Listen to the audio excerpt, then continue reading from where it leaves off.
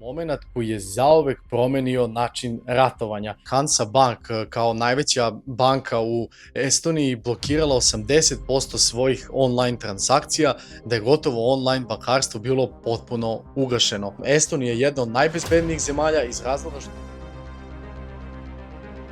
In 2007, a struggle over a divisive Soviet statue set the standard for a new form of Russian interference in the affairs of foreign states. Plans to move the bronze soldier in Tallinn led to riots, outrage, and the first cyber attack ever attempted on an entire nation state. Zamisli, ustaneš ujutru i uzmeš telefon, međutim nema mreže. Pokušaš da odeš do prodavnice, ali kartice ne rade.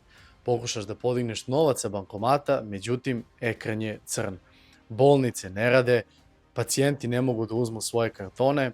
Ovo nije scena za neki apokaliptični film, već je ovo nešto što se dogodilo 2007. godine. U prvoj digitalizovanoj zemlji na svetu koja je učinila glasanje preko interneta se desilo nešto strašno. A to je da je neko stisnuo dugme i obrisao ih je sa mreže na pune 3 nedelje. Dobrodošli u priču o napadu na Estoniju.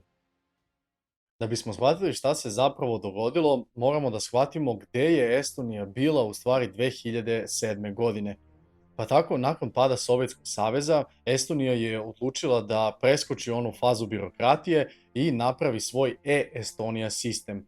Šta to upravo predstavlja jeste da su oni sve lične karte, zatim poreze, banke, imovinu i ostalo, sve je to bilo u cloudu. Međutim, to jeste jedna od tačka ranjivosti u tom periodu. Možemo da kažemo i da je Estonija u tom periodu bila dosta ispred svih, zbog toga se smatra jednom od prvih digitalizovanih zemlja u svetu i u istoriji. I tako je došlo do cyber napada Rusije na Estoniju. A povod jeste bila jedna statua bronzanog vojnika, odnosno sovjetskog vojnika koja se nalazila u centru grada Taljina. Međutim, ono što je estonska vlada uradila jeste to da je pomerila status iz centra grada na groblje i tu je nastao opšti haos.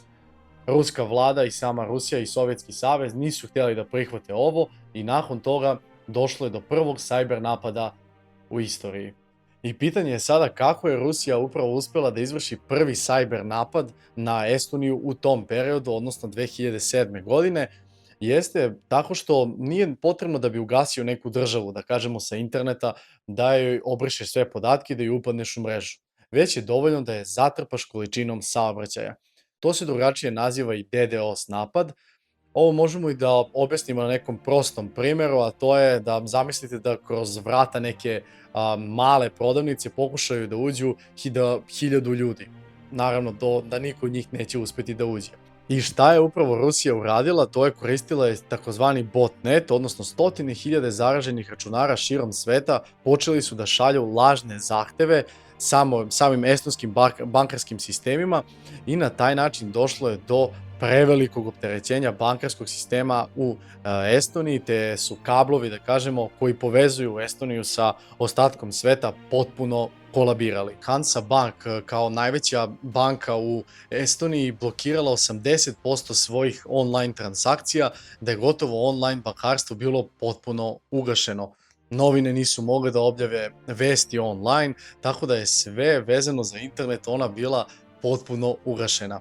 Međutim, ovo je kasnije, na primjer, estonski ministar rekao da je u ovom trenutku da su se osjećali kao da su neke strane sile sve ugasile, ali bez jednog ispaljenog metka. Međutim, naravno, nakon svih ovih dešavanja i Moskva i sama Rusija, su se odazvale i rekli da one nemaju nikakve veze s ovim, tako da umešanost u sam napad na Estoniju su negirale, međutim kasnije je praćeno sve do određenih hakerskih grupa, pre svega ruskih hakerskih grupa, kao i nekih patriotskih hakerskih grupa koji su htjeli jednostavno da utiču, odnosno na Estoniju nakon njenog napuštanja Sovjetskog saveza i zbog toga što nije htjela da prati birokratiju i ostalo koje su učinile sve ostale druge zemlje. Zato možemo da kažemo da ovo nije bila samo jedna hakerska epizoda, već je ovo bio moment koji je zauvek promenio način ratovanja. Kako upravo do tada čuveni član 5 NATO saveza bio je i poznavao je samo, da kažemo, tenkove, avione i vojnike. Međutim, kada je došlo do pada estonskih servera, sedište NATO u Briselu nije znalo kako da reaguje, jer, jel te, nije bilo vojnika, nije bilo bombi, nije bilo krvi, nije bilo ničega, ali je jedna država bila napadnuta. A pravilo jeste da ukoliko jedna od NATO članica, jel te, bude napadnuta, da one ostale ulaze u rat. Međutim, šta je trebao da uradi NATO se nije znalo u tom trenutku, ali evo šta je Estonija uradila nakon ovoga što im se desilo 2007. godine. Stvorila jedan pojam takozvane digitalne ambasade.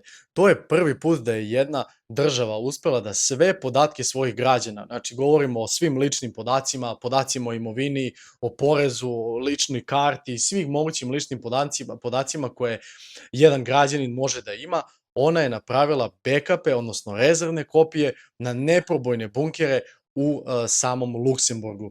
Tako da možemo da kažemo da je sada Estonija jedna od najbezbednijih zemalja iz razloga što iako dođe neko da ih sravna sa zemljom, praktično svi podaci, novac, svi lični podaci jednostavno svakog građanina Estonije biće sačuvani, obezbeđeni i neće moći da se unište.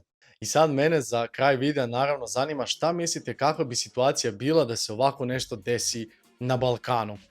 Ja se iskreno nadam da ste uživali u ovom videu, ovo je jedna od veoma velikih priča i sam napad na Estoniju jeste nešto što je, jel te, promenilo način ratovanja, zatim važnost backupa i samu zaštitu i sam značaj, jel te, jedne države. Tako da ostavite dole vaše mišljenje u komentarima, lajkujte video, pretplatite se, naravno mi smo blizu 1000 subscribera i ja se nadam da uživate u ovom kontentu i bit će naravno još puno ovakvih videa sa mnogo zanimljivih priča.